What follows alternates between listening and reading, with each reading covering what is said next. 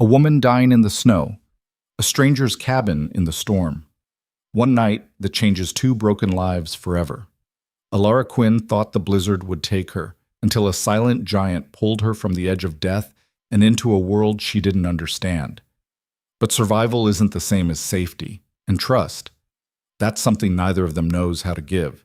If you want to see how far a story built on ice and fear can go, stay with me until the end. Hit that like button and drop a comment with your city so I can see how far this tale travels. The cold didn't ask permission, it just took. Alara Quinn had stopped feeling her feet an hour ago.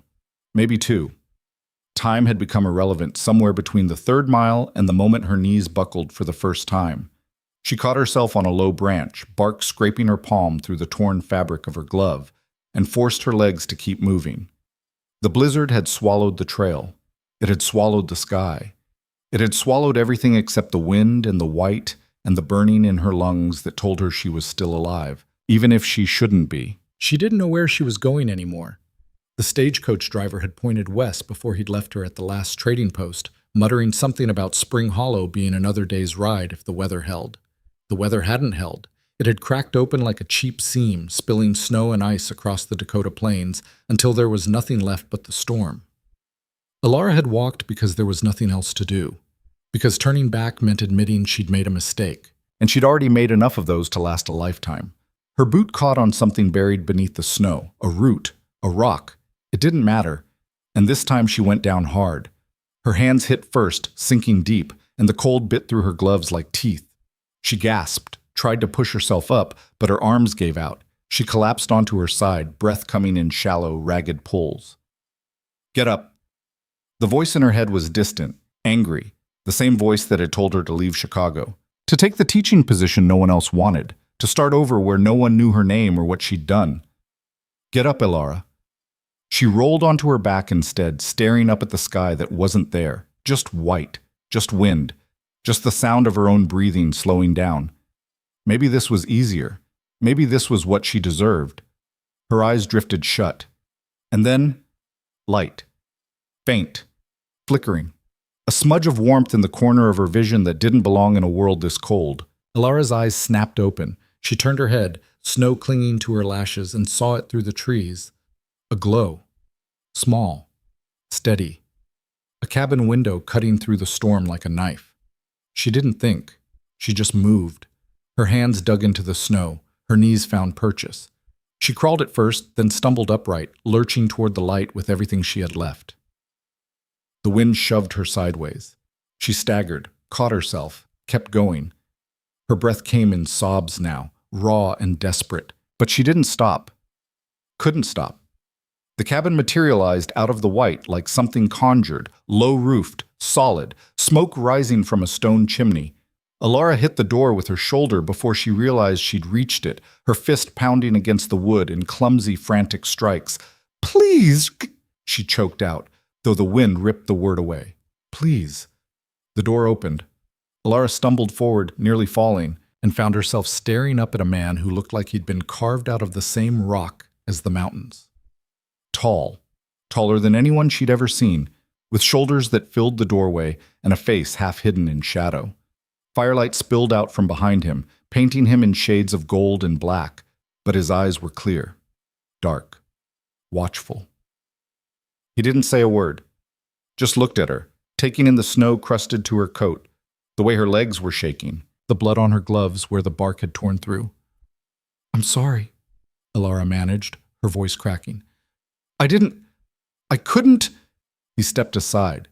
It wasn't an invitation. It was a command. Alara didn't hesitate. She stumbled past him into the cabin, heat hitting her like a fist, and her knees buckled again. This time she didn't try to catch herself. She hit the floor hard, gasping, and the door slammed shut behind her, cutting off the wind. Silence. Warmth. Safety. She pressed her forehead to the rough wood planks and tried to remember how to breathe. The man didn't touch her, didn't speak. Alara heard him move across the cabin, heavy boots on wood, the scrape of something metal, and then he was crouching beside her, setting a tin cup on the floor within reach. "Drink." His voice was low, rough, the kind of voice that didn't get used much. Alara lifted her head, blinking through the haze of exhaustion, and saw the cup. Steam rose from it. Tea, maybe. Or broth. She didn't care. She reached for it with shaking hands, nearly dropped it, and managed to bring it to her lips. The liquid burned going down, but it was the best thing she'd ever tasted. "Slow," the man said. She ignored him, taking another gulp, and he didn't stop her, just stood and moved back to the fire, giving her space. Alara drained the cup and set it down, her hands still trembling. She looked around, trying to orient herself. The cabin was small.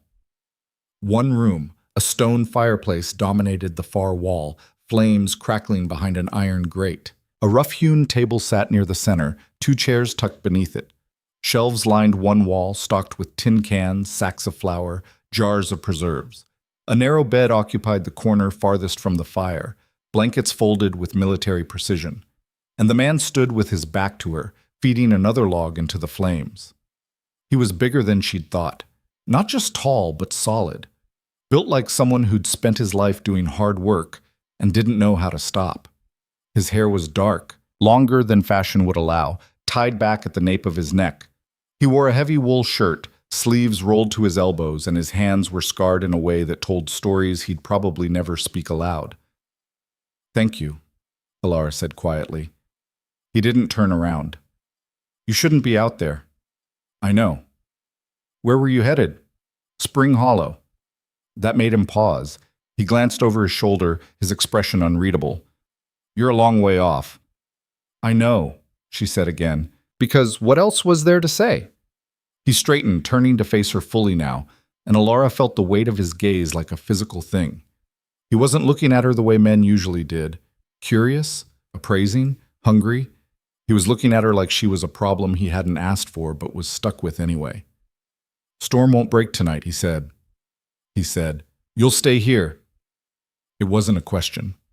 Alara swallowed, trying to find her voice. "I don't want to impose. You already did." The words were blunt, but there was no malice in them. Just fact. She nodded, unsure what else to do, and the man crossed to the shelves, pulling down a thick blanket. He tossed it to her, and she caught it clumsily. "Fire'll keep you warm," he said. "Don't touch anything. Don't go outside. Understood?" "Yes." He nodded once, then moved to the bed in the corner, sitting down to pull off his boots. Alara watched him, her mind still sluggish from the cold, trying to make sense of this. She was alive. She was warm. She was safe. And she had no idea who this man was. "What's your name?" she asked before she could stop herself. He paused, one boot in hand, and looked at her again. For a moment she thought he wouldn't answer. Then, "Caleb. I'm Alara." "I know." She blinked. Your bag," he said, nodding toward the corner where her satchel sat, snow still clinging to the leather. Letter sticking out, saw the name. Heat crept into her cheeks. "Oh." Caleb set his boots aside and stretched out on the bed, arms crossed over his chest, eyes closing. "Get some sleep, Alara Quinn. Morning comes early." And that was it. No more questions, no more words. Alara pulled the blanket around her shoulders and shifted closer to the fire, her body still shaking from the cold. She watched Caleb's chest rise and fall, steady and slow, and wondered what kind of man pulled a stranger out of a blizzard without asking why she was there in the first place. She didn't sleep for a long time. But when she finally did, the nightmares didn't come. Alara woke to the sound of an axe biting into wood. She sat up too fast, disoriented, and pain shot through her neck.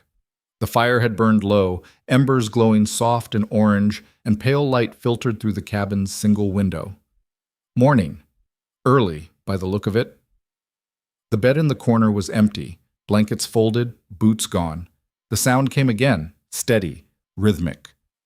Alara pushed herself to her feet, wincing as her muscles protested, and crossed to the window. Frost clung to the glass, but she could see through it well enough. Caleb stood outside in the snow, shirtless despite the cold, swinging an axe with brutal efficiency. Each strike split the log cleanly, and he tossed the pieces onto a growing pile without breaking rhythm. His breath misted in the air, his skin slick with sweat despite the temperature, and Alara found herself staring longer than she should have. He looked like something out of a different time, a different world. She turned away, cheeks warming, and busied herself with folding the blanket he'd given her. Her coat hung on a peg near the door, dry now, and her boots sat beside the fire. Someone had moved them while she slept. The door opened. Alara jumped, spinning around, and Caleb stepped inside, bringing the cold with him. He'd pulled his shirt back on, though it clung to his damp skin, and he carried an armful of firewood that he dumped beside the hearth without ceremony. "You're up," he said. "Yes." He straightened, wiping his hands on his trousers, and glanced at her. "Storm's still going. Won't stop today." Alara's stomach sank. "How long?" "Don't know. Could be a day. Could be 3. 3 days?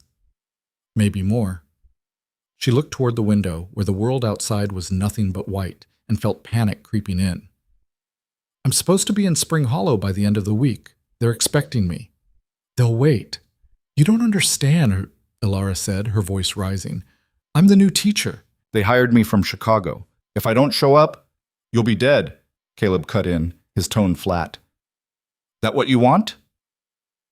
Alara opened her mouth, closed it, shook her head. "Then sit down and eat something." He moved to the shelves and pulled down a loaf of bread, hard cheese, and a jar of something dark.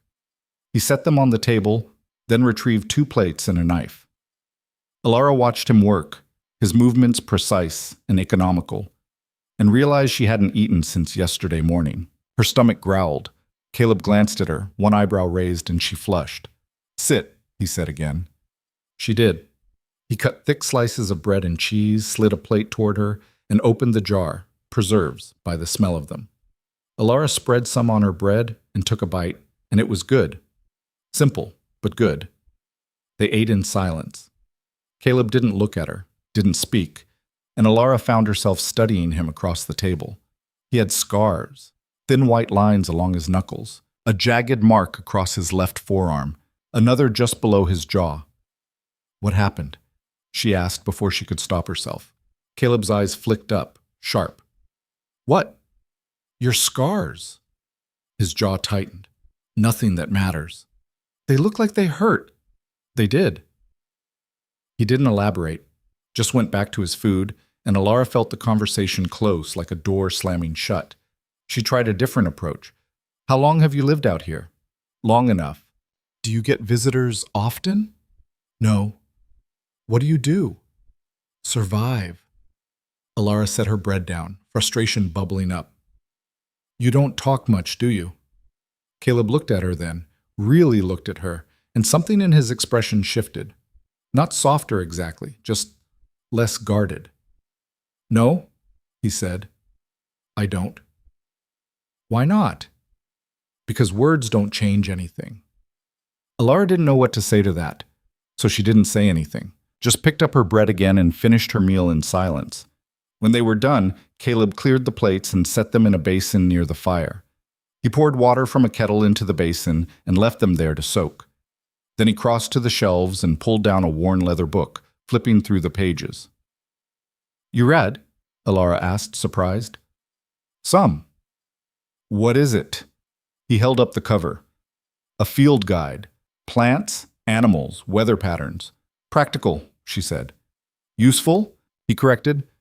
She watched him settle into one of the chairs, the book open in his lap, and felt something strange settle in her chest. Not fear, not quite comfort either. Something in between. Outside, the wind howled. Inside, the fire crackled. And for the first time in weeks, Alara didn't feel like she was running. The hours stretched long and quiet. Caleb read. Alara mended a tear in her coat with needle and thread she found in a basket near the shelves. Neither of them spoke much, but the silence wasn't uncomfortable. It was just there.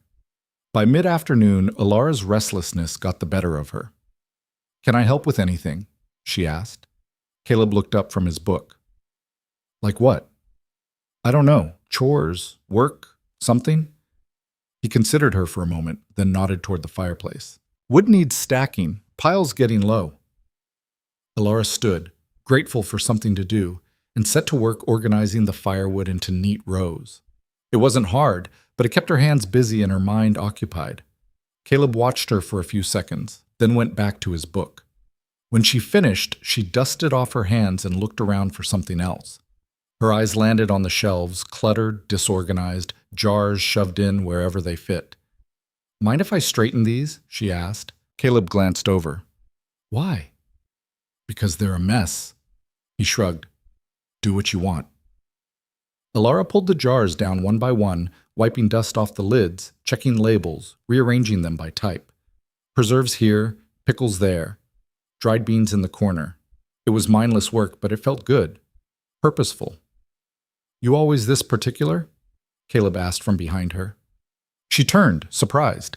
He was leaning back in his chair, arms crossed, watching her with something that might have been amusement. "I like things organized," she said defensively. "I noticed. Is that a problem?" "Didn't say it was." Alara turned back to the shelves, cheeks warm, and finished her work in silence. When she was done, she stepped back to admire the results. It looked better, cleaner. "There," she said, satisfied. Caleb stood and crossed to the shelves, studying them with a critical eye. Then he reached out and moved one jar 2 inches to the left. Alara stared at him. "Really?" "Balance," he said. Deadpan. She couldn't tell if he was serious or mocking her. Maybe both. "Fine," she muttered and moved the jar back. Caleb's mouth twitched. Not quite a smile, but close. That night they ate stew that Caleb made from dried venison, root vegetables, and herbs Alara couldn't name. It was better than it had any right to be, rich and hearty, and she told him so. "You learn to cook when you're alone," he said simply. "How long have you been alone?" He didn't answer right away, just stared into the fire, his expression distant. "Long time," he said finally. Alara wanted to press, to ask why, but something in his voice told her not to. "I'm sorry," she said instead. "Don't be." They finished their meal in silence, and afterward Caleb banked the fire while Alara washed the dishes. She was drying the last bowl when he spoke again. "You scared of me?" She turned, startled. "What?" "You should be," he said, his tone matter-of-fact. "You don't know me. Don't know what I've done." Alara set the bowl down, her heart beating a little faster. "Should I be scared?" Caleb looked at her, his dark eyes unreadable. "No. Then I'm not." He held her gaze for a long moment, and Alara didn't look away. Couldn't. "You're either very brave or very foolish," he said quietly. "Maybe both." That almost smile flickered across his face again, and he turned back to the fire. Alara pulled the blanket around her shoulders and settled near the hearth, watching the flames dance.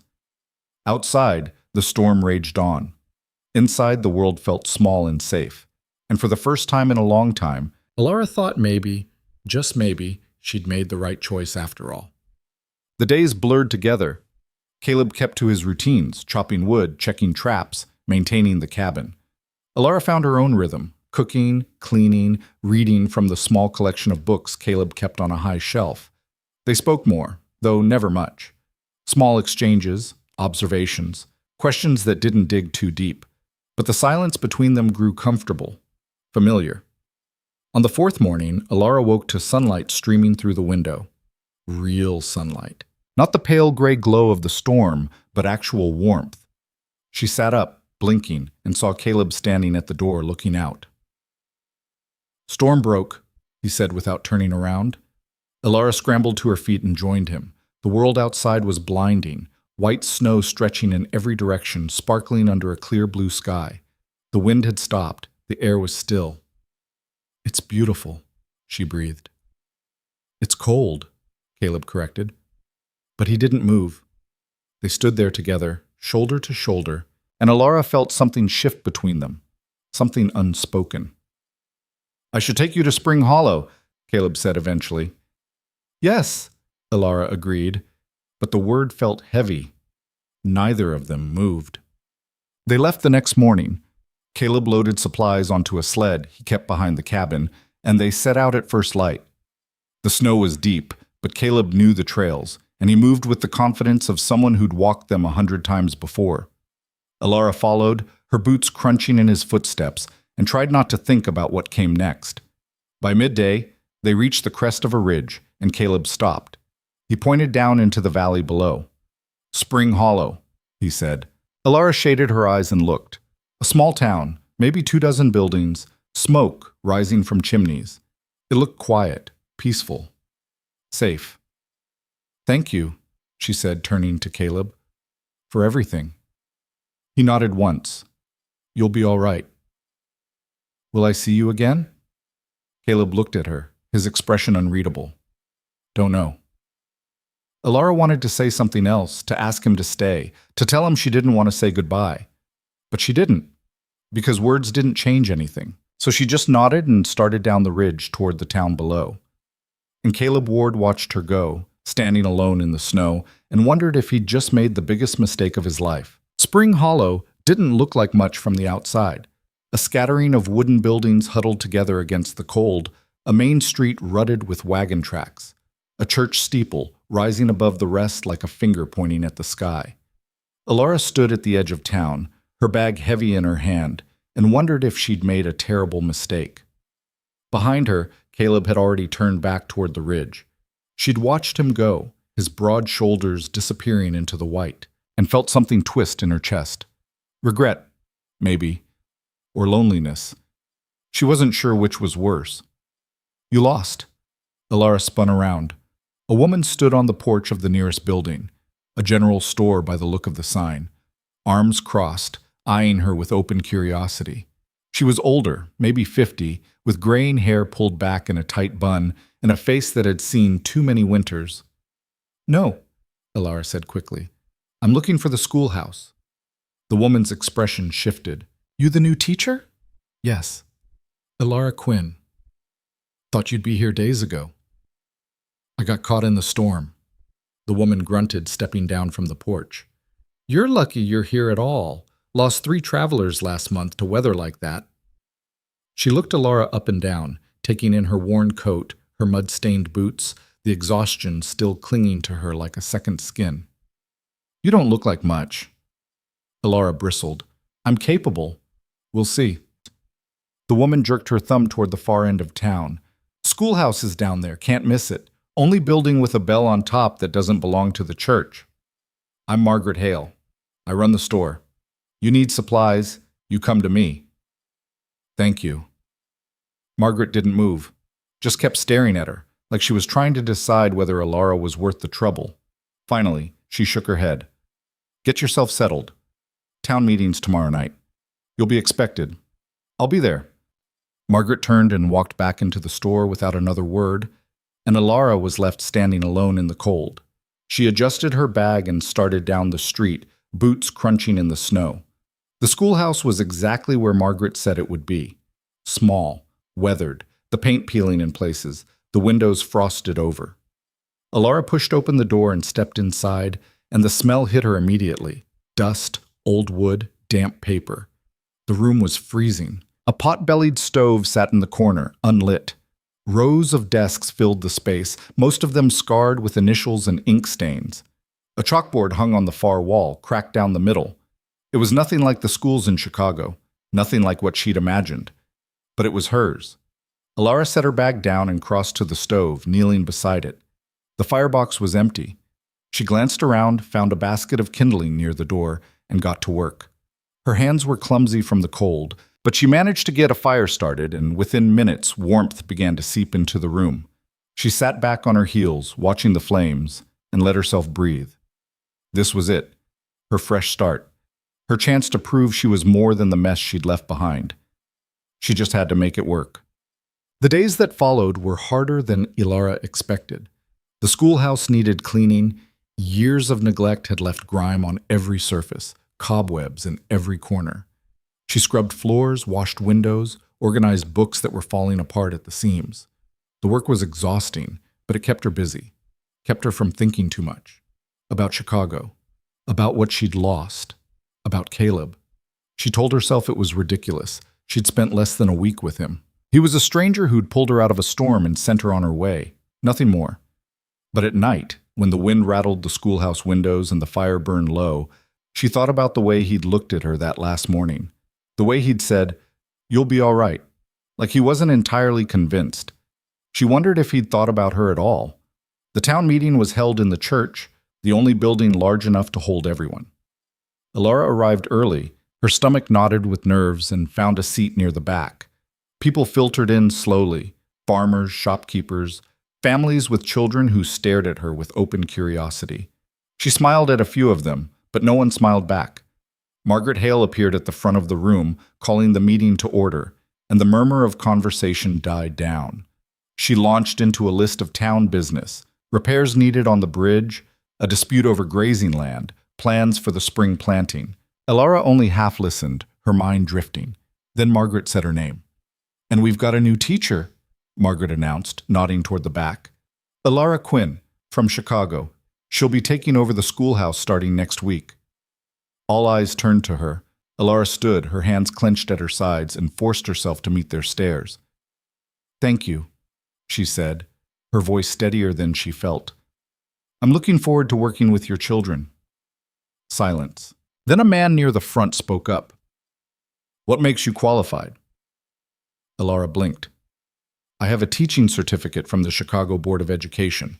I've worked in—" "Chicago's not here," the man cut in. "You ever taught kids who have to walk 5 miles through snow just to get to school? You ever dealt with parents who think reading's a waste of time?" "No," Alara admitted, "but I'm willing to learn." The man snorted. "We'll see." Another voice chimed in, a woman this time. "Why'd you leave Chicago?" Alara's breath caught. She'd known the question would come eventually, but she hadn't expected it so soon. "Personal reasons?" she said carefully. "What kind of personal reasons?" "The kind that don't concern you." The room went silent. The woman's eyes narrowed, and Alara realized she'd just made her first enemy. Margaret cleared her throat. "That's enough. Miss Quinn's here now, and she's been hired fair and square. If you've got complaints, bring them to me later." The tension eased, but only slightly. The meeting moved on, but Alara felt the weight of every stare, every whisper. She sat down, her face burning, and kept her eyes on the floor. When it was over, she slipped out before anyone could corner her. Job. The schoolhouse became her refuge. She spent every waking hour there, preparing lessons, mending books, making lists of supplies she'd need. The children would start classes in a week, and she wanted everything to be perfect. She was scrubbing the chalkboard when the door opened behind her. "Didn't expect to see you working this late." Alara turned, startled, and found a young woman standing in the doorway. She was pretty, with dark hair and kind eyes, and she carried a basket covered with a checkered cloth. "I'm sorry," the woman said quickly. "I didn't mean to startle you. I'm Anna Cartwright. My husband runs the livery stable." "Alara Quinn." "I know." Anna stepped inside, setting the basket on one of the desks. "I heard about the meeting. Thought you could use a friend." Alara's throat tightened. "Thank you." Anna uncovered the basket, revealing fresh bread, cheese, and a jar of jam. "It's not much, but it's better than whatever you've been eating. It's perfect." They sat together at one of the desks, sharing the food, and Anna talked about the town, the people, the rhythm of life in Spring Hollow.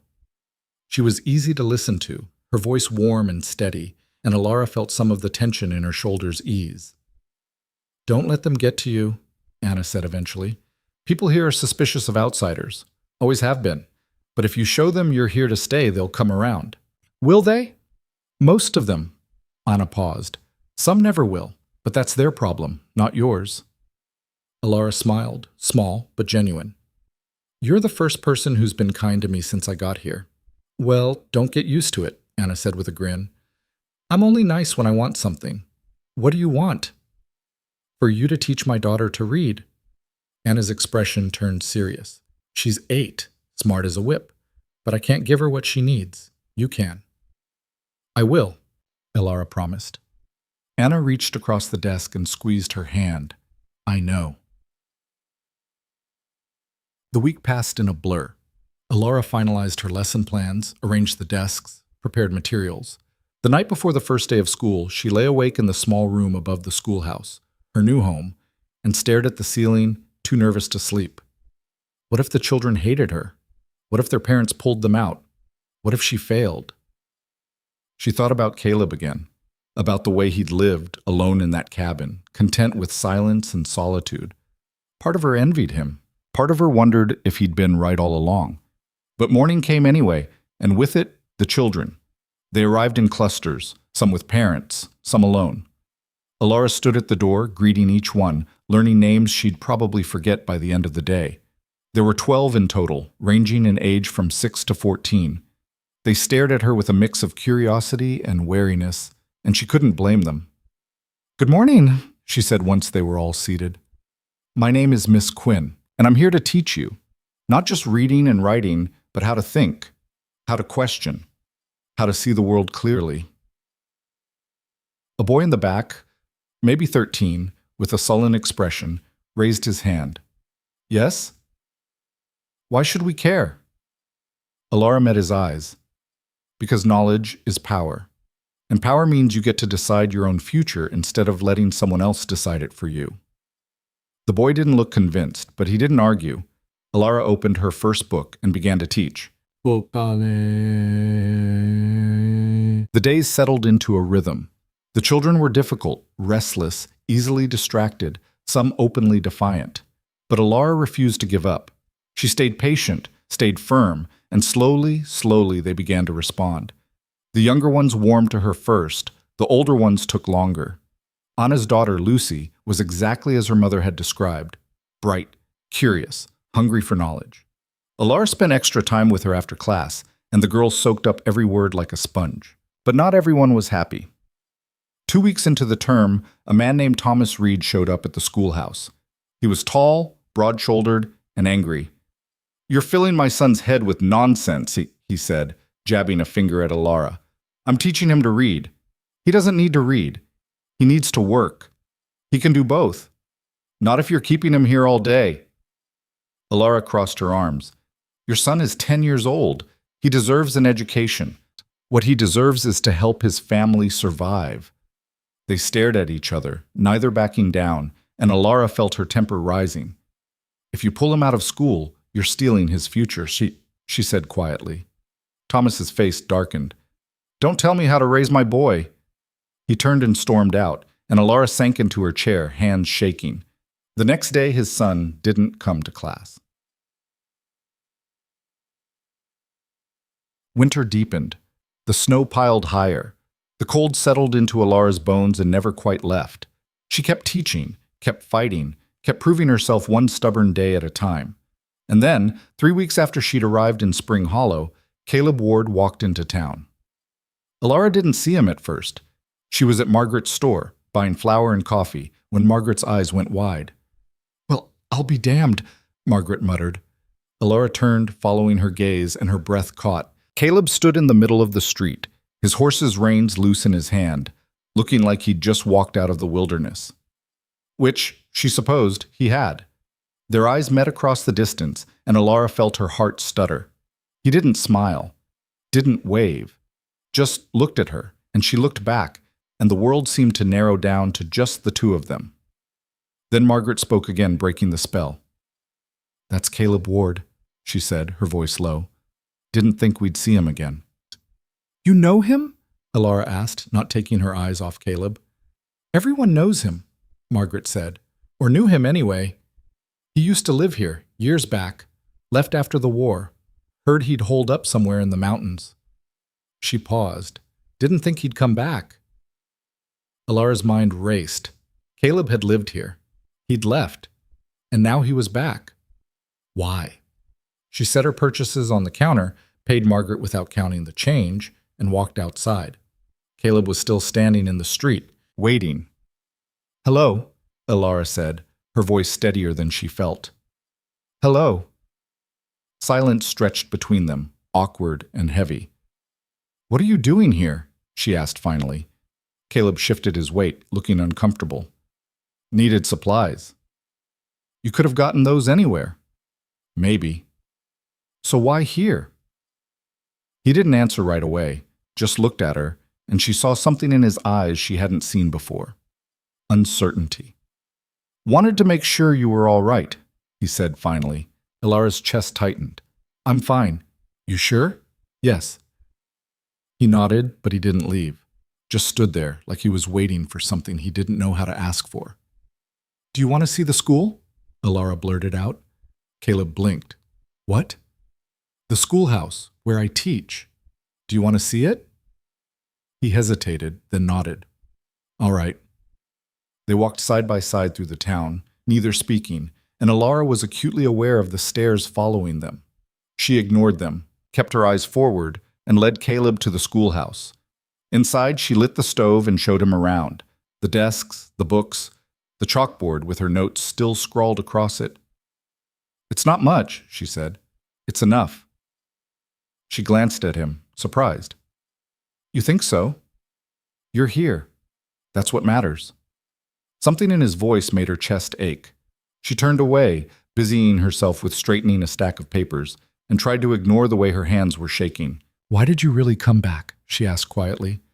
Caleb was silent for a long moment, then, "Couldn't stop thinking about you." Alara froze. She turned to face him, and he was looking at her with an intensity that made her breath catch. "Caleb, I know," he said, cutting her off. "I know it doesn't make sense. I know I've got no right, but I had to see you, had to know you were all right. I am." "Good." He turned to leave, and Alara felt panic rising in her chest. "Wait." He stopped, looking back at her. "Will you stay?" she asked. "Just for a while?" Caleb's jaw tightened. "I don't belong here, Alara. Maybe not, but I want you to stay anyway."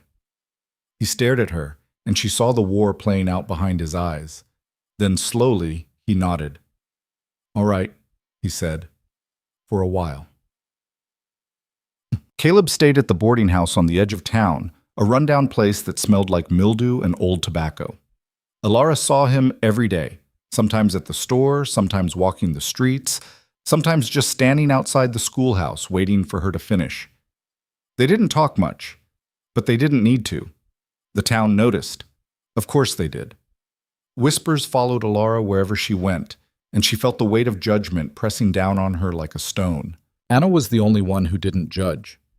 "He's good for you," she said one afternoon, watching Caleb through the schoolhouse window. "We're just friends," Alara protested. Anna gave her a look. "If you say so." But Alara wasn't sure what they were.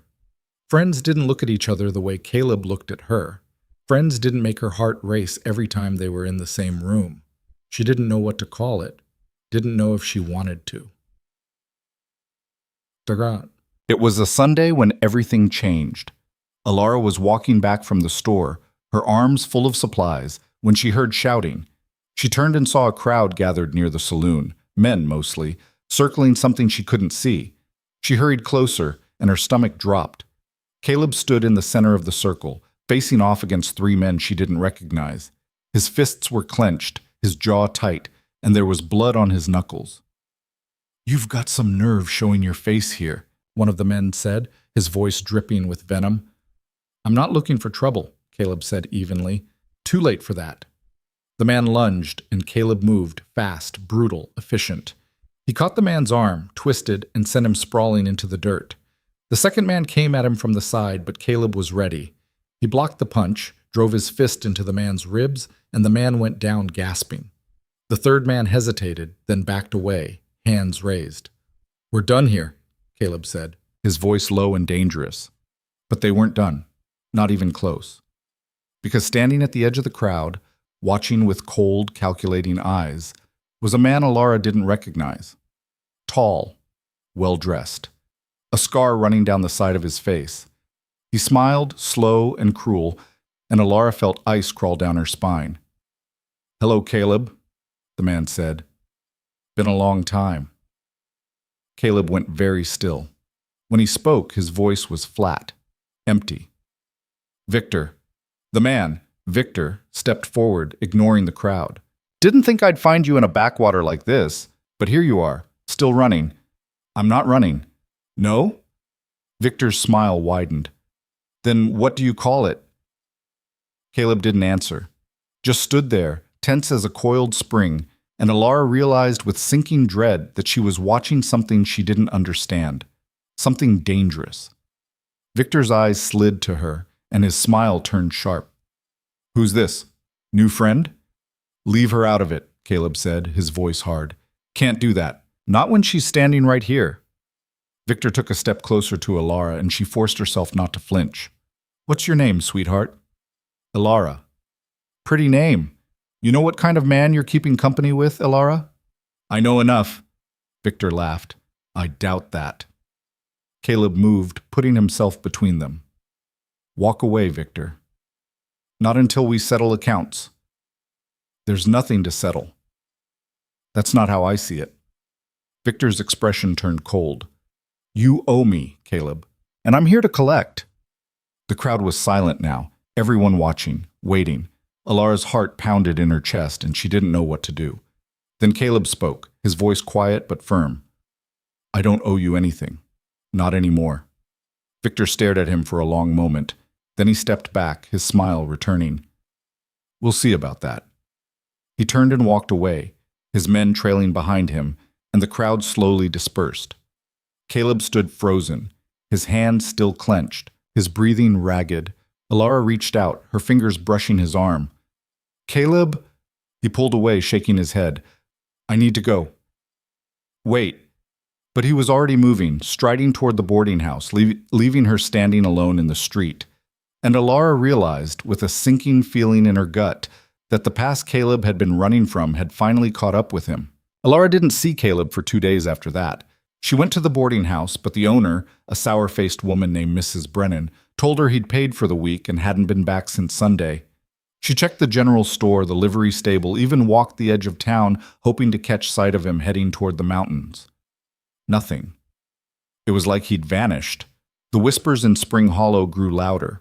People who'd barely acknowledged her before now watched her with open suspicion, their conversation stopping when she walked past. She heard fragments, Ward's trouble, always was, should have stayed gone, and each one made her chest tighten. Anna found her sitting on the schoolhouse steps Wednesday afternoon, staring at nothing. You look like hell, Anna said, sitting down beside her. Thanks. I mean it. When's the last time you slept? Alara didn't answer. She couldn't remember. Anna sighed, pulling her shawl tighter against the cold. You know people are talking. I know. They're saying Caleb's mixed up in something bad, that the man who came looking for him, Victor Kane, he's dangerous, that Caleb used to ride with him during the war. Alara's stomach churned. During the war? After, maybe. I don't know the details. No one does. But they're scared, Alara. And when people get scared, they look for someone to blame. Caleb didn't do anything wrong. Maybe not.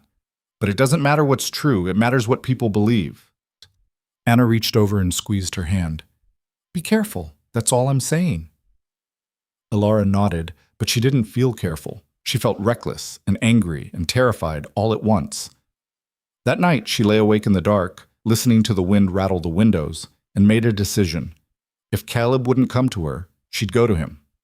She left before dawn, wrapping herself in every layer she owned, and followed the trail she remembered from weeks ago. The snow was deeper now, the cold sharper, but she pushed through, her breath misting in the air. It took her most of the morning to reach the ridge, and when she finally saw the cabin in the distance, relief flooded through her. Smoke rose from the chimney. He was there. She stumbled the last 100 yards, her legs shaking from exhaustion, and pounded on the door. It opened almost immediately. Caleb stood in the doorway, his expression shifting from surprise to anger in the span of a heartbeat. What the hell are you doing here? Looking for you, Alara said, pushing past him into the cabin. The warmth hit her like a wall, and she sagged against the nearest chair, her whole body trembling. Caleb slammed the door shut. You could have died out there. I didn't. That's not the point. Then what is? Alara turned to face him, her voice rising. You disappear for days without a word, and I'm supposed to just sit around wondering if you're alive? Yes. That's not good enough. Caleb's jaw tightened. You shouldn't have come. Why? Because Victor Kane might find out? Because people might talk? She took a step toward him. I don't care about any of that. I care about you. The words hung in the air between them, raw and honest, and Caleb looked at her like she'd just punched him in the chest. You don't know what you're saying, he said quietly. Yes, I do. No, you don't. He turned away, running a hand through his hair. You don't know what I've done, Ilara. What I'm capable of. Then tell me. No. Why not? Because you'll leave, and I don't. He stopped himself, shaking his head. You should go back to town. I'm not going anywhere until you talk to me. They stared at each other, neither willing to back down, and Ilara saw the moment he broke. His shoulders sagged, and he sank into the chair by the fire, burying his face in his hands. I was a different person during the war, he said finally, his voice muffled. Angry, lost, looking for something to believe in. Victor Kane found me when I had nothing left to lose. He told me we were fighting for a cause, for justice, for survival. What did you do? Ilara asked softly. We raided supply lines, burned settlements, took what we needed and left the rest to rot. He lifted his head, his eyes hollow. I told myself it was war, that we were soldiers, but we weren't. We were thieves, killers. Ilara's chest ached, but she didn't look away. Victor kept a ledger. Caleb continued. Every man owed him something.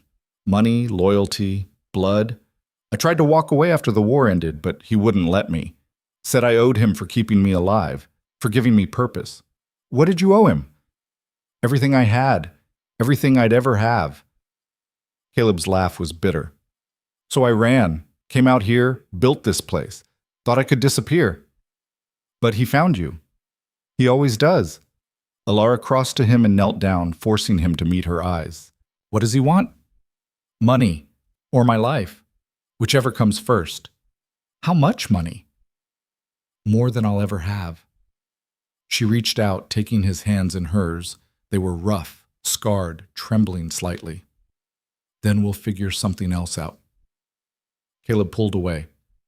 There's no we, Ilara. This isn't your fight. It is now. Why? Because you feel sorry for me? Because I... She stopped, the words catching in her throat. Because I care about you, and I'm not going to let you face this alone. He stared at her, and something in his expression cracked. You're a fool. Probably. Victor will hurt you to get to me. Then we'll make sure he doesn't get the chance. Caleb shook his head, but he didn't argue, just looked at her like he was trying to memorize her face. You should stay here tonight, he said finally. It's too late to go back. All right. They ate in silence, dried meat, bread, the last of the preserves. Afterward, Caleb banked the fire while Ilara settled near the hearth, wrapped in the same blanket he'd given her weeks ago. It smelled like smoke and pine, and she pulled it tighter around her shoulders. Caleb? Yeah? Thank you for telling me. He didn't answer right away, just stood by the window, staring out into the dark. Don't thank me yet, he said quietly. Ilara closed her eyes and tried to sleep, but rest didn't come easy. Every creak of the cabin, every gust of wind, made her heart race. She kept thinking about Victor Kane, about the way he'd looked at her, about the men who'd come for Caleb. When she finally drifted off, her dreams were full of fire and blood and voices she couldn't escape. She woke to the sound of hoofbeats. Ilara sat up, disoriented, and saw Caleb already at the window, his body tense. How many? She whispered. 4, maybe 5. Is it Victor? Her blood ran cold. What do we do? Caleb turned, his face grim. You hide. I'll handle this. No. Ilara, I'm not hiding. This isn't a debate. Before she could argue, the door burst open. Victor Kane stepped inside, flanked by 2 men Ilara recognized from the fight in town. He looked around the cabin, his gaze landing on her, and smiled. Well, well, didn't expect to find company. Caleb moved between them, his hand resting on the knife at his belt. Get out. Relax, old friend. I'm not here to cause trouble. Victor's smile widened. Just came to collect what's owed. I don't owe you anything. That's where you're wrong. Victor pulled a folded piece of paper from his coat and tossed it on the table. Ledger says otherwise. Caleb didn't look at it. I left that life behind. Doesn't matter. A debt's a debt. Victor's eyes flicked to Alara. Unless, of course, you've got something else to offer. Leave her out of this, Caleb said, his voice deadly quiet. Can't do that. Not when she's standing right here. Victor stepped closer, and Alara forced herself not to flinch. What's your name again, sweetheart? Alara Quinn. Quinn. That's a good name. Strong. He circled her slowly, like a predator sizing up prey. You know what kind of man Caleb Ward is, Miss Quinn? I know enough. Do you? Did he tell you about the family he burned out of their home in Missouri? Or the preacher he shot in the back? Alara's stomach turned, but she kept her voice steady. I know he's not that man anymore. Victor laughed. People don't change, sweetheart. They just hide better. You're wrong. Am I? He turned to Caleb. Prove it. Pay what you owe, and I'll walk away. I don't have it, Caleb said through gritted teeth. Then I'll take something else. Victor's hand shot out, grabbing Alara's arm, and she gasped. Caleb moved faster than she'd ever seen him move. He slammed into Victor, driving him back, and the two men crashed into the table. Wood splintered. The ledger went flying. Victor's men lunged forward, but Caleb was ready. He ducked one punch, drove his elbow into another man's gut, and sent him sprawling. Alara scrambled back, her heart pounding, and watched the fight unfold with horrified fascination. Caleb was brutal, efficient, every movement honed by years of violence, but Victor was just as dangerous. He caught Caleb with a vicious hook to the ribs, and Caleb staggered. Stop!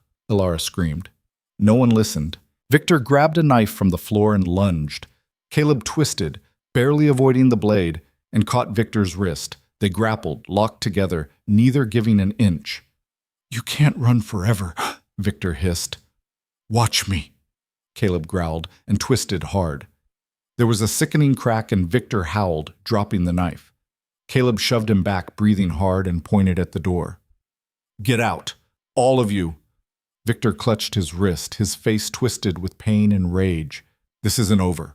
Yeah, it is. Victor stared at him for a long moment, then spat on the floor.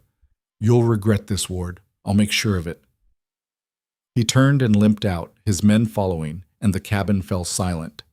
Caleb stood in the wreckage, his chest heaving, blood dripping from a cut above his eye. Alara crossed to him, her hands shaking. Are you all right? I'm fine. You're bleeding.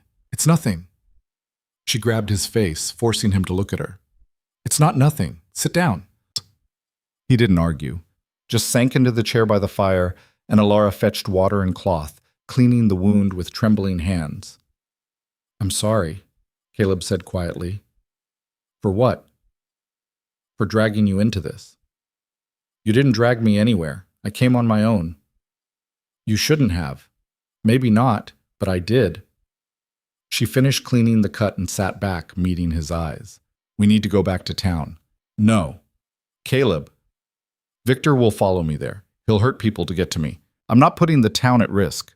Then what do you suggest? He was silent for a long moment. Then, I leave. Tonight. Head north. Victor will follow and you'll be safe. Alara's chest tightened. No. Alara, I said no. She grabbed his hands, holding them tight. You're not running anymore. We'll face this together. You don't understand. I understand perfectly. You think you're protecting me by leaving, but all you're doing is proving Victor right, that you're still the man who runs, who hides. Caleb flinched like she'd slapped him. I know you're better than that, Alara continued, her voice softer now. I've seen it, the way you saved me, the way you live out here, trying to build something good. You're not the man Victor says you are. How do you know? Because that man wouldn't have cared whether I lived or died in that storm. And you did. Caleb looked at her, and she saw the war raging behind his eyes. Fear, doubt, hope. If I stay, he said slowly, people will get hurt. If you leave, you'll never stop running, and Victor will just find someone else to torment. What do you want me to do? Stand your ground. Fight back. Show him you're not afraid anymore. Caleb shook his head. I've been afraid my whole life, Alara. Then maybe it's time to stop. He stared at her for a long moment, and she saw something shift in his expression. Not certainty exactly, but determination. "All right," he said quietly. "I'll stay. But if this goes wrong, it won't. You don't know that." "No, but I believe it anyway." Caleb's mouth twitched, almost a smile. "You really are a fool. Takes one to know one." This time he did smile. Small, fleeting, but real. They left at first light, riding double on Caleb's horse, and reached Spring Hollow by mid-morning. The town was eerily quiet, the streets empty, and Alara felt unease prickling at the back of her neck. "Something's wrong," she murmured. Caleb nodded. "Stay close." They dismounted near the schoolhouse, and Alara saw Anna running toward them, her face pale. "Thank heaven you're back," Anna gasped. "Victor Kane's men, they came through town last night, broke windows at the general store, threatened Margaret, said they were looking for you." Caleb's jaw tightened. "Anyone hurt?" "Not yet, but people are scared, Alara. They're saying you brought this on us, that Caleb should leave before it gets worse."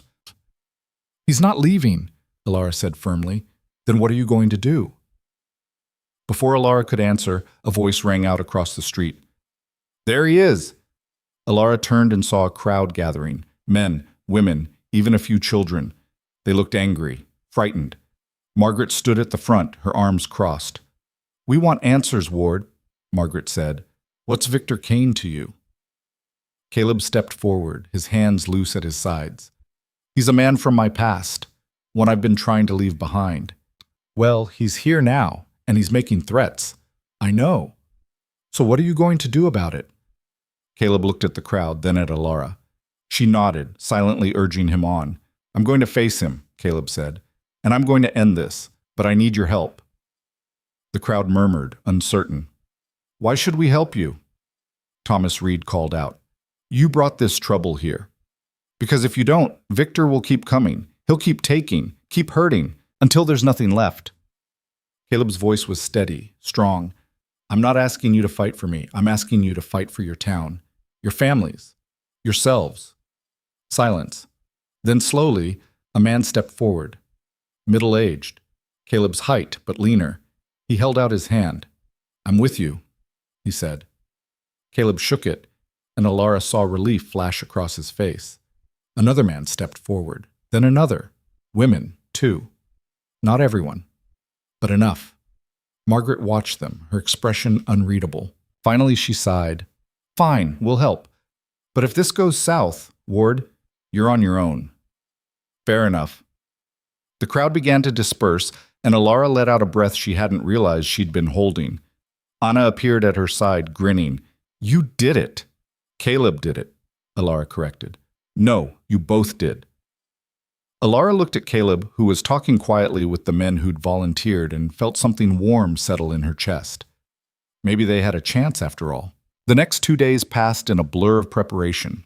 Caleb organized the men, teaching them how to fortify the town, where to position themselves, how to fight if it came to that. Alara helped where she could, gathering supplies, tending to the children who were too young to understand what was happening. At night she and Caleb sat together in the schoolhouse, planning, strategizing, trying to stay one step ahead of Victor. "He'll come with more men this time," Caleb said, studying the rough map he'd drawn of the town. "He won't make the same mistake twice." "How many do you think?" 10, maybe 12. We don't have that many." "I know." Alara chewed her lip, thinking. What if we didn't fight him head on? What if we made him come to us? Caleb looked up, interested. How? "Victor wants you, right? So give him what he wants. Set a trap." "Using me as bait?" "Yes." Caleb was silent for a long moment. Then he nodded. "It could work." "It has to work." He reached across the table and took her hand. "If this goes wrong, it won't." "Alara, I know it's dangerous, but we don't have a choice." She squeezed his hand. "We're in this together, remember?" Caleb's expression softened. "I remember." They sat like that for a while, hands clasped, the fire crackling in the stove, and Alara felt something shift between them, something deeper than fear or survival, something that felt a lot like love. Victor came on the third day. Alara saw them first, A line of riders cresting the ridge to the east, moving slow and deliberate. She counted 11 men, all armed, and her stomach twisted. "They're here!" she called out. Caleb appeared at her side, his face grim. "Get inside! Lock the door!" "No." "Alara, I'm staying." He looked like he wanted to argue, but there was no time. The riders were already entering the town, spreading out, surrounding the main street. Victor dismounted in front of the general store, his broken wrist bound in a sling, his smile as cold as ever. "Caleb Ward," he called out. "Let's finish this." Caleb stepped into the street, alone, and Alara's heart clenched. "I'm here, Victor." "Good. I was hoping you wouldn't run this time." "I'm done running." Victor laughed. "We'll see about that." He gestured to his men. "Burn it. All of it." The men dismounted, pulling torches from their saddles, and Alara felt panic rising. But then, from the buildings around the square, the people of Spring Hollow emerged, armed, ready. Victor's smile faltered. "What's this?" he said, his voice sharp. "This," Caleb said, "is what happens when you underestimate people." Victor's face darkened. "You think a bunch of farmers can stop me?" "I think they're willing to try." The two groups faced each other, the tension thick enough to choke on, and Alara held her breath. Then Victor drew his gun. So be it, and all hell broke loose. The first shot cracked through the air like a whip, and everything exploded into chaos. Alara dropped behind the water trough outside the schoolhouse, her heart hammering against her ribs. Gunfire erupted from every direction, sharp, deafening, relentless. She pressed her hands over her ears and tried to make herself smaller, tried to think, but all she could hear was the sound of bullets tearing into wood and the shouts of men fighting for their lives. Caleb moved like a ghost through the smoke and confusion. She caught glimpses of him, dodging behind the blacksmith's shop, tackling one of Victor's men to the ground, disarming him with brutal efficiency. He wasn't trying to kill, he was trying to survive, to protect. But Victor's men weren't holding back. A bullet slammed into the trough inches from Alara's head, splintering the wood, and she jerked back with a gasp. Her hands were shaking so hard she could barely keep them steady. She'd never been in a fight like this. Never seen violence this raw, this close. "Alara!" She looked up and saw Anna crouched behind a barrel near the general store, waving frantically. Alara didn't think. She just ran, keeping low, her boots slipping in the snow. A bullet whizzed past her shoulder, close enough that she felt the heat of it, and she stumbled. Anna grabbed her arm and yanked her behind the barrel, just as another shot tore through the space where she'd been standing. "What the hell are you doing out there?" Anna hissed, her face pale. "I don't know," Alara gasped. "I don't—" Another volley of gunfire cut her off. She pressed her back against the barrel and tried to catch her breath. Across the street, she saw one of Victor's men go down, clutching his leg. The man who'd volunteered first, the one who'd shaken Caleb's hand, stood over him with a rifle, his expression grim. "They're holding," Anna said, her voice tight. "But barely." Alara peered around the barrel. The people of Spring Hollow were fighting hard, but they weren't soldiers. They were farmers, shopkeepers, families, and Victor's men were trained killers. It wasn't a fair fight. It never had been. "We need to end this," Alara said. "How?" "I don't know, but if we don't—" A scream cut through the noise. Alara's blood went cold. She turned and saw Margaret stumble out of the general store, clutching her arm. Blood seeped between her fingers, dark and wet. "Margaret!" Anna started to move, but Alara grabbed her. "Wait." One of Victor's men stepped out of the store behind Margaret, his gun raised. He was young, maybe 20, with a cruel smile that made Alara's stomach turn. "Drop your weapons," the man called out, his voice carrying over the gunfire, "or the old woman gets it." The shooting slowed, stopped. The silence that followed was worse than the noise. Caleb emerged from behind the blacksmith's shop, his hands raised. "Let her go." "Not a chance. She's got nothing to do with this." "Neither do half the people here," the young man said, pressing the barrel of his gun against Margaret's temple. "But that's not my problem." Margaret's face was white with pain and fury. "Shoot him, Ward! Don't you dare give in to this!" The man hit her with the butt of his gun, and she crumpled. Alara's vision went red. "No!" She broke away from Anna and ran into the street, her fear swallowed by rage. "Alara, don't—" Caleb's voice, sharp and desperate, but she wasn't listening. She reached Margaret and dropped to her knees, pressing her hands against the wound. The blood was warm, sticky, and Margaret's eyes fluttered. "Stupid girl," Margaret muttered. "Should have stayed hidden." "Shut up," Alara said, her voice shaking. "You're going to be fine." The young man laughed. Touching, really. He aimed his gun at Alara. "But I think we're done here." Caleb moved. He was fast, faster than the man expected. He closed the distance in 3 strides, knocked the gun aside, and drove his fist into the man's jaw. The man went down hard, and Caleb kicked the gun away, his chest heaving. "Get her inside," he said to Alara, not taking his eyes off the fallen man. Alara and Anna half dragged, half carried Margaret into the general store. Inside it was dark and cold, the shelves ransacked, the floor littered with broken glass. Anna tore strips from her skirt and pressed them against Margaret's wound while Alara held her steady. "You're tougher than you look," Margaret said, her voice weak but laced with something that might have been approval. "So are you," Alara said. Outside, the gunfire started again. Victor's voice cut through the chaos, sharp and mocking. "You can't win this, Caleb. You know it. I know it. So why don't you stop wasting everyone's time and give me what I want? What do you want?" Caleb shouted back. "You, your life, your suffering." A pause. "Or the town burns. Your choice." Alara felt ice crawl through her veins. She looked at Anna, who was pale and shaking, and then at Margaret, who was barely conscious. "He's not going to give up," Anna whispered. "I know." "So what do we do?" Alara's mind raced. They couldn't keep fighting like this. Victor had more men, more guns, more experience. The people of Spring Hollow were brave, but bravery only got you so far. They needed a different strategy. She stood and crossed to the window, peering out through a crack in the shutters. Victor stood in the middle of the street, flanked by his remaining men. 6 of them. Maybe 7. Caleb was somewhere to the left, hidden behind the livery stable. The other townspeople had taken cover in the surrounding buildings, but they were pinned down. Alara's gaze landed on the church at the far end of the street. Its bell tower rose high above the other buildings, and from there you could see the entire town. An idea sparked.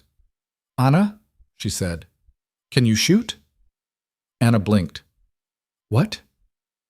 "A gun. Can you shoot one?" Yes. My father taught me when I was young." "Why?" "I need you to get to the church bell tower. Take a rifle. If you can see Victor's men from up there, you can pin them down." Anna's eyes widened. "That's insane. It's the only chance we have. What are you going to do?" Alara's jaw tightened. "I'm going to get Caleb out of this."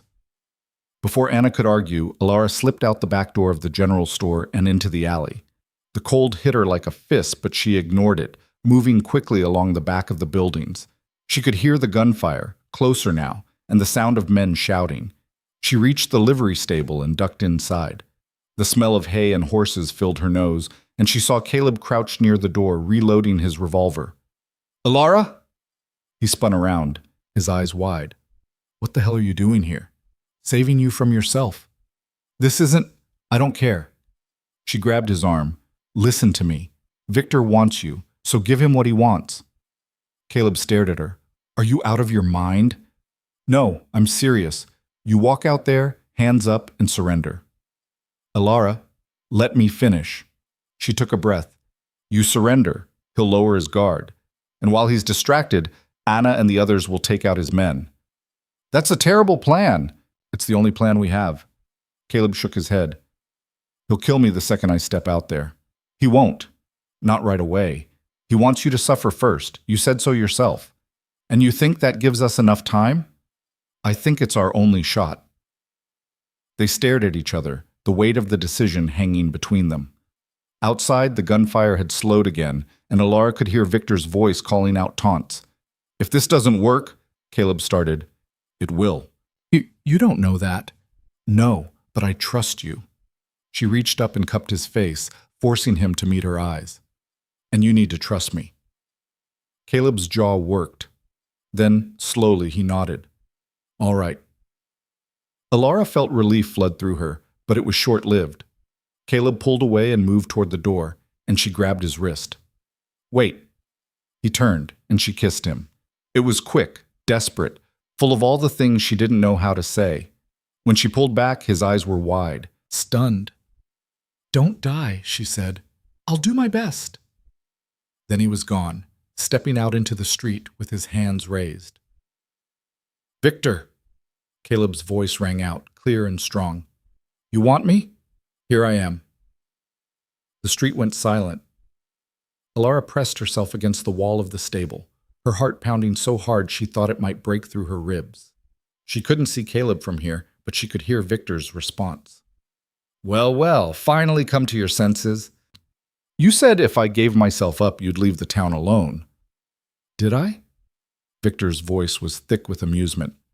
I don't recall making any promises. Then I'll make you one. Caleb's voice was steady, unflinching. You hurt anyone else here, and I'll make sure you regret it. Victor laughed. Big talk for a man with no leverage. I've got plenty of leverage. I know where you keep your money, the routes you use, the people you've paid off. You kill me, and all of that goes to the territorial marshal. Silence. Then, you're bluffing. Try me. Alara held her breath. This was the moment. If Victor believed him, if he hesitated even for a second. A gunshot rang out from the church tower. One of Victor's men went down, clutching his shoulder. Another shot. Another man fell. Chaos erupted. Victor spun toward the church, his face twisted with rage, and Caleb lunged. He tackled Victor to the ground, and the two men grappled in the snow, fists flying. The remaining men scattered, trying to find cover, but the townspeople were ready. They poured out of the buildings, rifles raised, and the tide turned. Alara ran into the street, her lungs burning, and saw Caleb pin Victor to the ground, his forearm pressed against the other man's throat. It's over, Caleb said, his voice low and dangerous. Victor laughed, even as he struggled for breath. You think this is over? You think you've won? Yeah, I do. Then you're a fool. I'll come back. I always do. Caleb leaned in closer. Not this time. He pulled back his fist and drove it into Victor's face. Once, twice.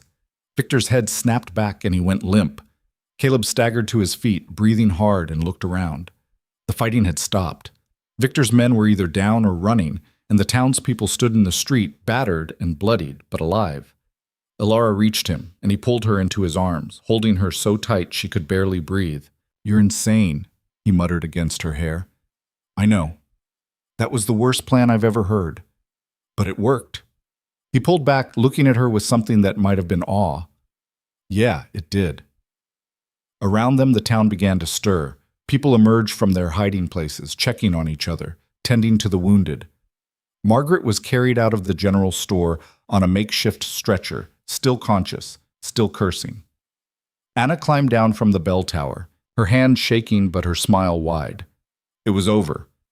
But the cost was written on every face, in every broken window, in the blood staining the snow. The town gathered in the church that evening. Margaret sat in the front pew, her arm bandaged, her face pale but defiant. Anna stood beside her husband, their daughter clutching her skirt. The men who'd fought were scattered throughout the room, some nursing wounds, others just staring at nothing. Caleb stood at the front, and Alara sat in the back, watching him. I owe you all an apology, Caleb said, his voice rough. I brought this trouble to your door. I should have left the moment Victor showed up. You're damn right you should have, Thomas Reed called out. A few people murmured in agreement, but Margaret cut them off. Shut up, Thomas. She stood, wincing, and fixed Caleb with a hard look. Ward didn't bring this trouble here. Victor Kane did. And Ward's the one who stood and fought. So did the rest of you. Don't go blaming him for something that wasn't his fault. Thomas scowled, but said nothing. Another man spoke up, the one who'd shaken Caleb's hand. What happens now? Victor's men scattered, but they'll regroup. Come back. They won't, Caleb said. Victor's done. I'm taking him to the territorial marshal in the morning. He'll hang for what he's done. And if his men come for revenge? They won't. Without Victor, they're just a bunch of cowards looking for easy money. They'll move on. You sure about that? Thomas demanded. No, Caleb admitted, but I'll make sure they know Spring Hollow isn't worth the trouble. The room was silent for a moment. Then Margaret nodded. Good enough for me. Slowly, others nodded too. Not everyone, but enough. The meeting broke up and people filed out into the cold night. Alara waited until the room was nearly empty, then crossed to Caleb. You all right? She asked. I don't know. He looked around the church, at the empty pews, the flickering candlelight. I spent years running from this, and now it's over, and I don't know what to do. You start rebuilding, Alara said, same as the rest of us. You think they'll let me stay? I think you earned that right today. Caleb looked at her, and she saw the doubt still lingering in his eyes. What if I'm not cut out for this? For living around people, for being part of something? Then you figure it out, one day at a time. He was silent for a long moment. Then he reached out and took her hand. Will you help me? Alara's chest tightened. Always. They stood there together in the quiet church, holding hands, and for the first time in weeks, Alara felt something like peace. The next morning, Caleb loaded Victor onto a wagon and set out for the territorial capital. It would take him 3 days to get there, maybe 4, and Alara watched him go with a knot in her stomach. He'll come back, Anna said, appearing at her side. How do you know? Because he's got something to come back to now. Alara wanted to believe her, but doubt was a hard thing to shake. She threw herself into her work. The schoolhouse needed repairs after the fight. Broken windows, bullet holes in the walls. She patched what she could and made lists of what she couldn't. The children returned slowly, their parents wary but willing to give her another chance. Lucy Cartwright was the first to arrive, her eyes bright with curiosity. Is it true you helped fight off the bad men? She asked. I did what I had to, Alara said. My mama says you're brave. Your mama's kind, Lucy grinned. She says you're stubborn too. Alara laughed despite herself. That's probably true. The other children trickled in over the next few days, and Alara fell back into the rhythm of teaching. It was hard, exhausting work, but it felt good, purposeful. She didn't let herself think about Caleb, didn't let herself wonder if he'd come back, until he did. 5 days after he'd left, Alara looked up from her desk and saw him standing in the doorway of the schoolhouse, snow dusting his shoulders, his face tired but whole. Caleb, she breathed. The children turned, staring, and Caleb looked suddenly awkward. I can come back later, he said. No. Alara stood, her heart racing. Class is dismissed. We'll pick up tomorrow. The children filed out, whispering and giggling, and Alara crossed to him. You came back, she said. I said I would. I know, but I didn't. She stopped, unsure how to finish. Caleb reached out and tucked a strand of hair behind her ear. Victor's in custody. He'll stand trial next month. His men scattered, just like I thought. It's over, Alara. Good. I've been thinking, Caleb said slowly, about what you said, about rebuilding, about figuring things out. And I want to try, here in Spring Hollow. He paused. If they'll have me, they will. How do you know? Because I'll make sure of it. Caleb smiled, small but genuine. You really are stubborn. You're just figuring that out now? He laughed, and the sound warmed something deep in Alara's chest. There's something else, Caleb said, his expression turning serious. What? I want to try with you, not just as friends, as... He stopped, struggling for the words. As more, Alara finished softly. Yeah, as more. She looked at him. This man who'd saved her life, who'd fought for her, who'd stood against his past and won, and felt certainty settle over her like a blanket. I want that too, she said. Caleb let out a breath, and the tension in his shoulders eased. Good, because I don't know how to do this, any of this. Neither do I. Then I guess we'll figure it out together. Alara smiled. One day at a time. He pulled her into his arms, and she rested her head against his chest, listening to the steady beat of his heart. Outside, the wind howled and the snow fell, but inside the schoolhouse, it was warm. And for the first time in a long time, Alara felt like she was exactly where she was supposed to be. The weeks that followed Victor's capture settled into something Alara had never quite experienced before. Ordinary life. Not easy. Not perfect. But steady in a way that felt both foreign and necessary. Caleb took a room at the boarding house again, though he spent most of his days helping rebuild what the fight had destroyed. He worked alongside the men who'd stood with him, replacing broken windows at the general store, repairing the bullet holes in the livery stable's walls, patching the roof of the church where a stray shot had torn through the shingles. He didn't talk much while he worked, but he didn't need to. His presence said enough. Alara watched him from the schoolhouse window sometimes when the children were working quietly at their desks. She'd see him hauling timber or hammering nails, his shirt sleeves rolled up despite the cold, and she'd feel something warm and complicated settle in her chest. It wasn't the wild, desperate thing she'd felt when he'd walked into Victor's guns. It was quieter, deeper. It scared her more than the bullets had. Anna noticed, of course. Anna noticed everything. "You're staring again," she said one afternoon, appearing at Alara's shoulder with a basket of mending. Alara jerked away from the window, her cheeks warming. "I wasn't." "You were. You do it every day around this time." Anna set the basket down and grinned. "It's sweet, in a slightly pathetic way." "I'm not pathetic." "Didn't say you were. I said it was pathetic. There's a difference." Alara rolled her eyes, but she couldn't quite suppress her smile. "Don't you have somewhere else to be?" "Nope. Lucy's at the store with her father, and I'm here to make sure you don't do something stupid." "Like what?" "Like keep pretending you're not in love with that man." The words hit Alara like a punch to the gut. She opened her mouth to deny it, but nothing came out. Because Anna was right. She knew it, had known it for weeks, maybe longer. But saying it out loud felt dangerous, like naming it would make it real, and real things could be lost. "I don't know what I'm doing," Alara said quietly.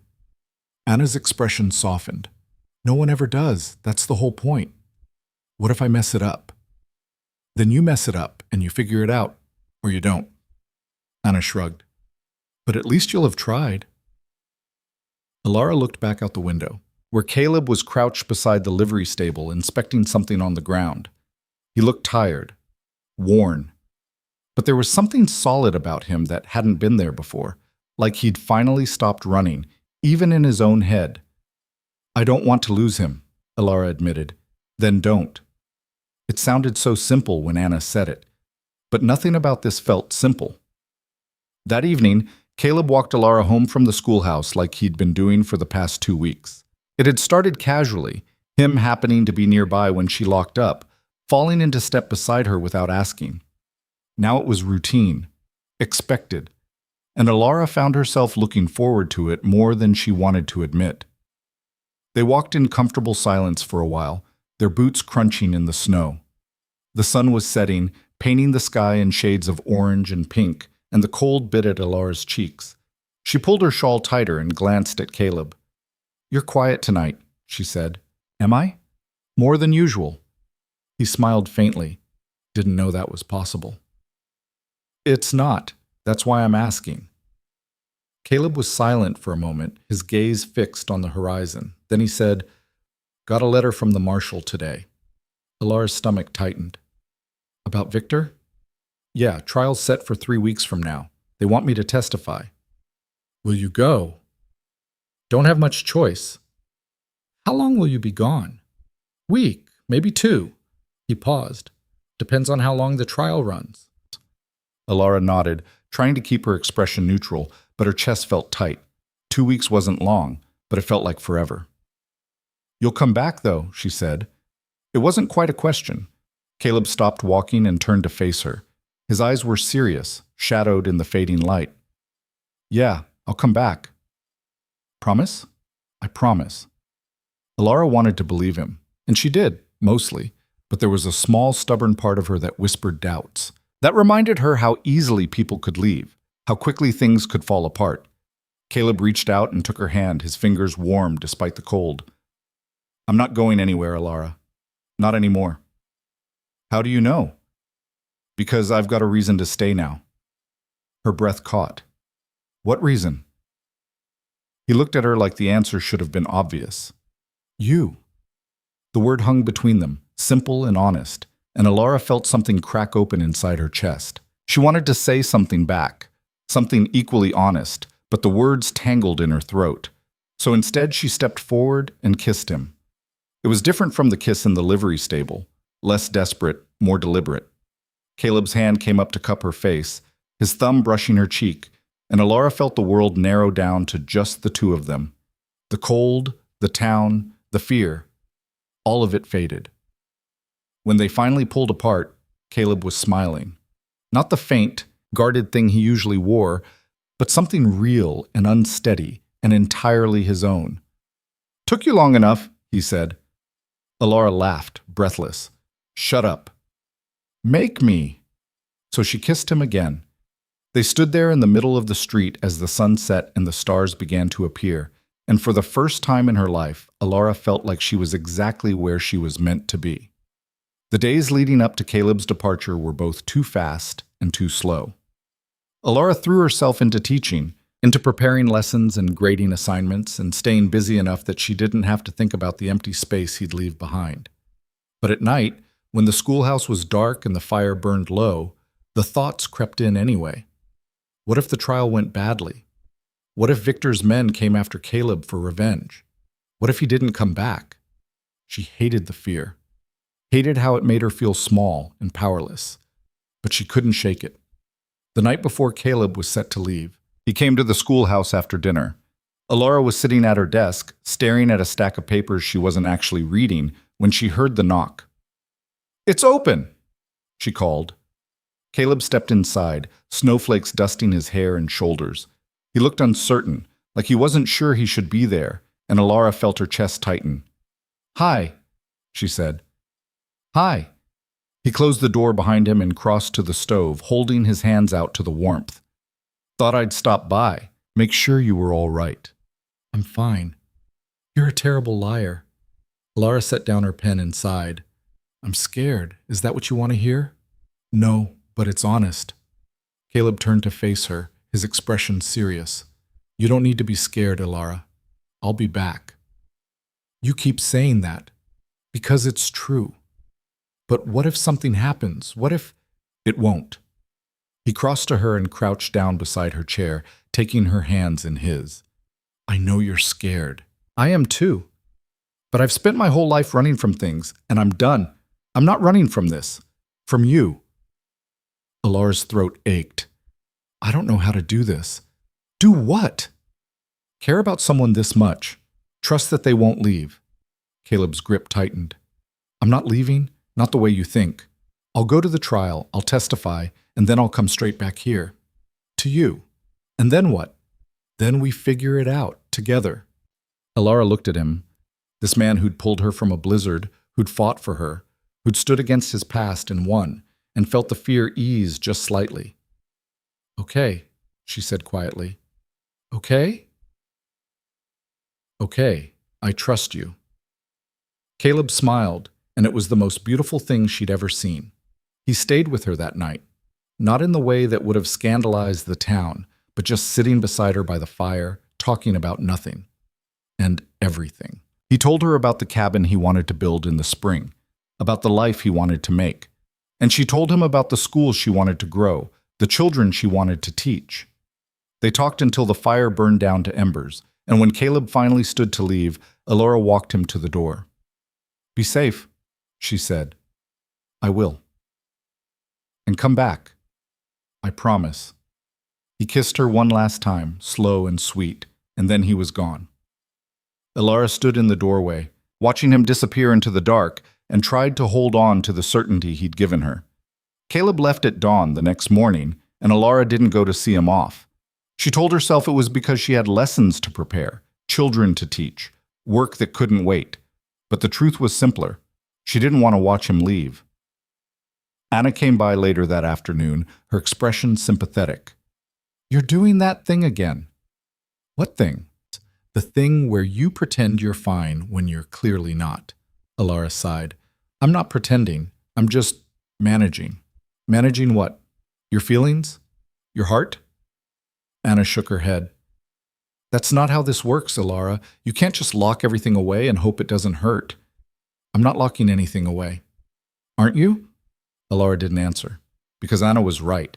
She'd spent so long protecting herself from Chicago, from her past, from the fear of being hurt again, that she didn't know how to do anything else. He'll come back, Anna said gently. I know. Do you? Because you're acting like someone who's already grieving. The words stung, but they were true. Ilara felt it in her chest, that hollow ache that came from bracing for loss before it even happened. I don't know how to stop, she admitted. Anna reached out and squeezed her hand. You stop by choosing to believe him, every day, even when it's hard.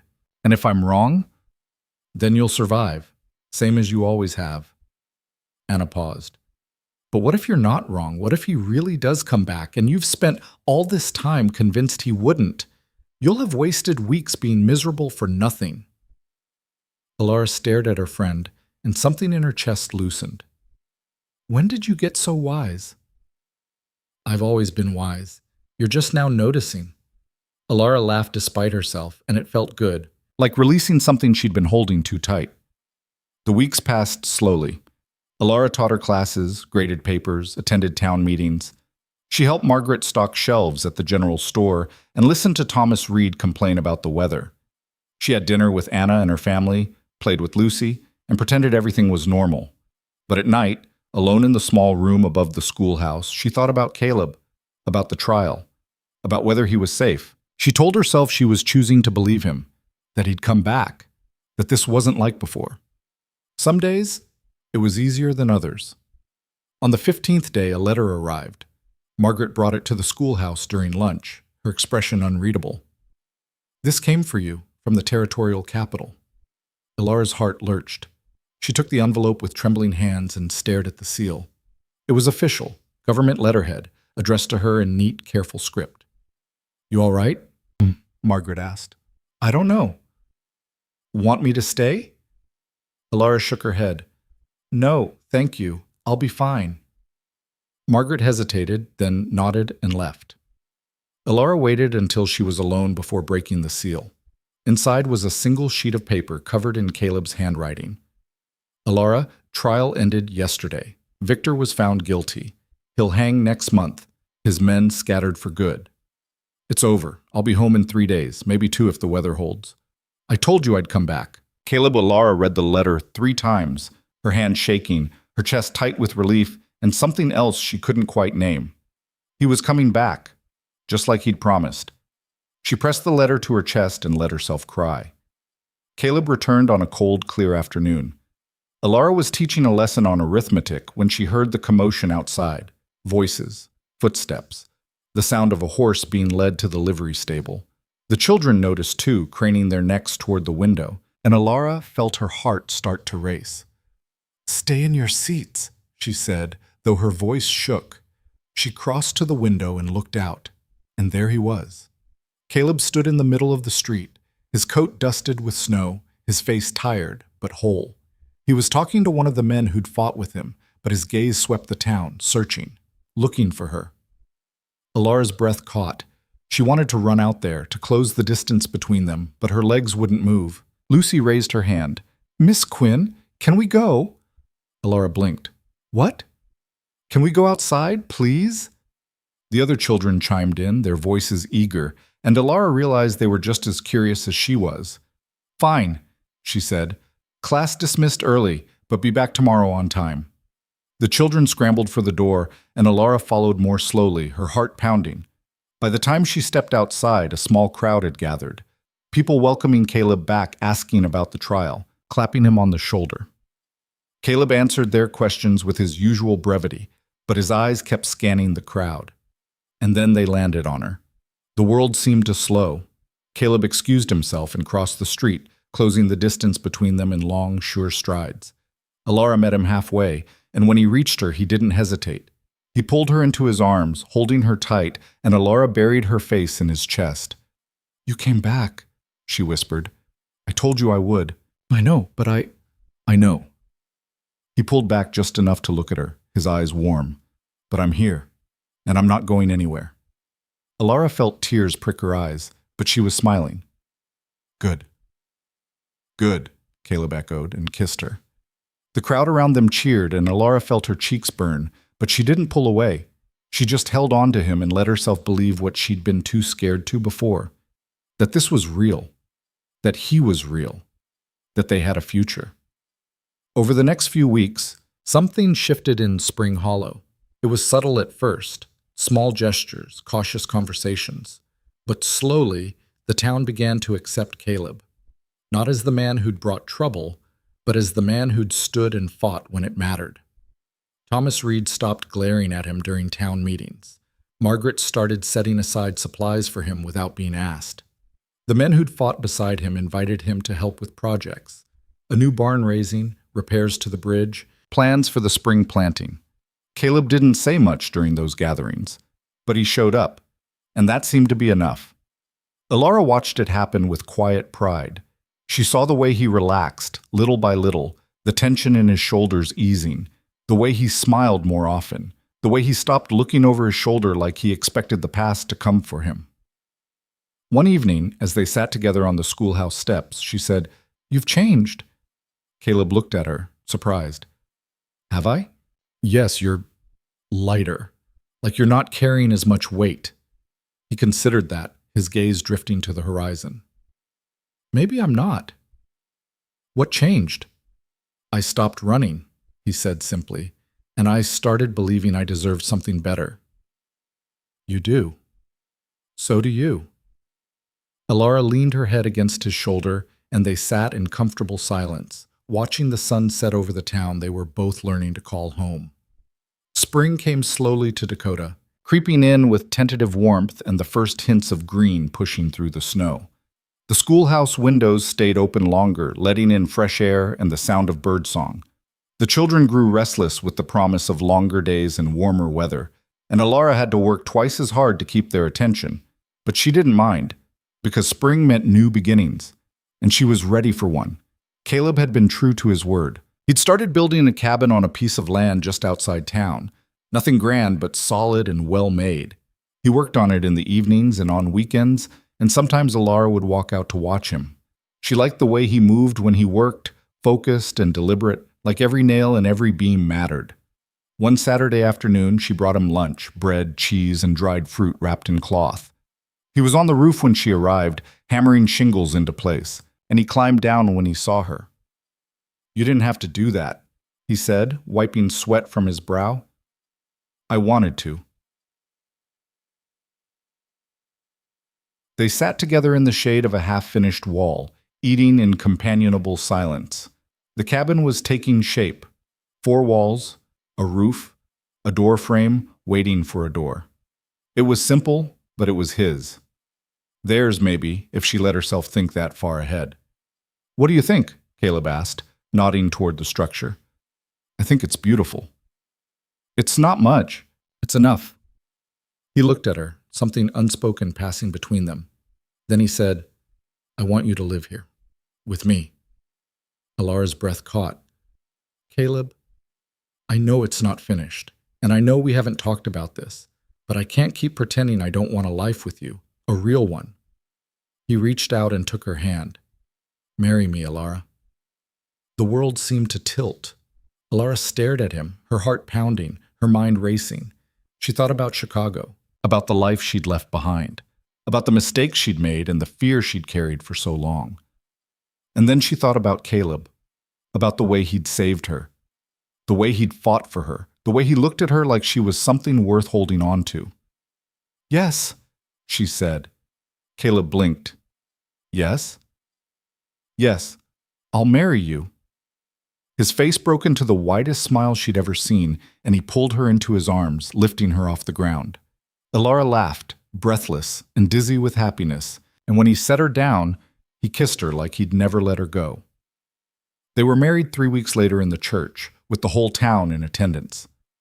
Anna stood beside Alara as her witness, grinning like she'd orchestrated the whole thing. Margaret brought flowers from her garden, early blooms that shouldn't have survived the cold but had anyway.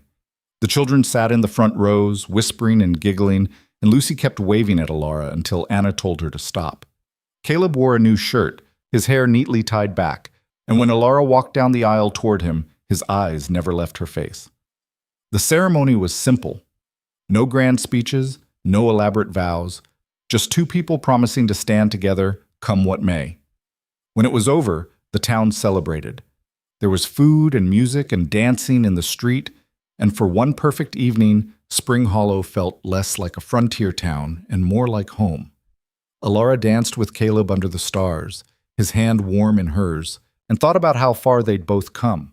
From strangers in a blizzard to this, a life built on trust and choice and the stubborn belief that people could change. "What are you thinking about?" Caleb asked, his voice low. "How lucky I am." "Pretty sure I'm the lucky one." "We can both be lucky." He smiled. "I'll take that." They moved together in the lantern light, and Alara felt something settle deep in her chest. Not the wild, desperate thing she'd felt in the beginning, something quieter, steadier. Love. The cabin was finished by midsummer. It wasn't large, but it was theirs. Caleb had built a wide front porch where they could sit in the evenings, and Alara had planted a small garden beside the house. Vegetables mostly, but a few flowers too. The inside was simple. One main room with a fireplace, a loft for sleeping, a table Caleb had carved by hand. It was more than Alara had ever thought she'd have. Life settled into a new rhythm. Alara taught during the day, and Caleb worked odd jobs around town, carpentry, repairs, anything that needed doing. In the evenings, they'd sit together on the porch, talking about their days, making plans for the future. Sometimes they didn't talk at all. They'd just sit in the quiet, watching the sunset, and that was enough. One evening in late summer, as they sat together watching the stars come out, Caleb said, "Do you ever regret it?" Alara looked at him. "Regret what?" "Leaving Chicago, coming here, marrying me." She thought about it. About the life she'd left behind, the reputation she'd lost, the people who'd turned their backs on her, the fear that had driven her west. "No, she said, I don't regret any of it. Not even the hard parts?" "Especially not the hard parts." She reached out and took his hand. "The hard parts brought me here, to you, and I wouldn't change that for anything." Caleb was quiet for a moment. Then he said, "I used to think I didn't deserve this. A home, a family, someone who saw past all the things I'd done. And now? Now, I think maybe I do. Not because I've earned it, but because you chose to give it to me anyway." Alara's chest ached in the best way. "You chose too, to stay, to fight, to build something new." "Yeah, I did." They sat together in the dark, holding hands, and Alara thought about all the choices that had brought them here. Hers, his, the town's. None of them had been easy, none of them had been perfect, but they'd been enough. Winter came again, as it always did in Dakota. But this time, Alara didn't face it alone. She had Caleb beside her, steady and strong. She had her students, who grew smarter and braver with each passing day. She had Anna and Margaret and the people of Spring Hollow, who'd learned to trust her the same way she'd learned to trust them. She had a home. One evening, as snow fell softly outside and the fire crackled in the hearth, Caleb looked up from the book he was reading and said, "Do you think we'll always be this happy?" Alara smiled. "No, I think we'll have hard days. Days when we fight or struggle or wonder if we made the right choice. But I think we'll get through them, together." "You sound pretty sure." "I am." "How?" "Because I know you, and you know me, and we've already survived the worst. Everything else is just weather." Caleb laughed, and the sound filled the cabin. "Just weather. I like that." "Good, because it's true." He set his book aside and crossed to her, pulling her into his arms. Alara rested her head against his chest, listening to the steady beat of his heart, and felt peace settle over her. This was what she'd been searching for all along. Not perfection, not a life free of struggle. Just this, a place to belong, a person to stand beside, a future built on choice and love and the quiet certainty that no matter what came, they'd face it together. Outside, the snow continued to fall, covering the world in white. But inside the cabin, it was warm, And Alara had everything she needed. Years later, when people asked how she'd ended up in Spring Hollow, Alara would tell them the truth, that she'd been running from something she couldn't outrun, that she'd nearly died in a blizzard, that a stranger had pulled her from the snow and changed her life. She'd tell them about the fight with Victor Kane, about the town standing together, about learning to trust again.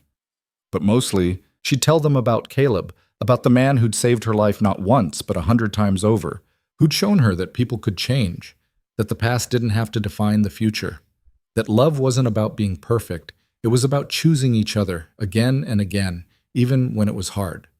She'd tell them that she'd found more than a home in Spring Hollow. She'd found herself, and she'd never once regretted the blizzard that brought her there, because sometimes the things that nearly destroy us are the same things that save us. The storms we think we can't survive teach us how strong we really are. And the people we meet in our darkest moments become the light we carry forward. Alara had learned that the hard way, but she'd learned it well. And every morning, when she woke beside Caleb in the cabin they'd built together, she felt grateful. Not just for him, but for all of it.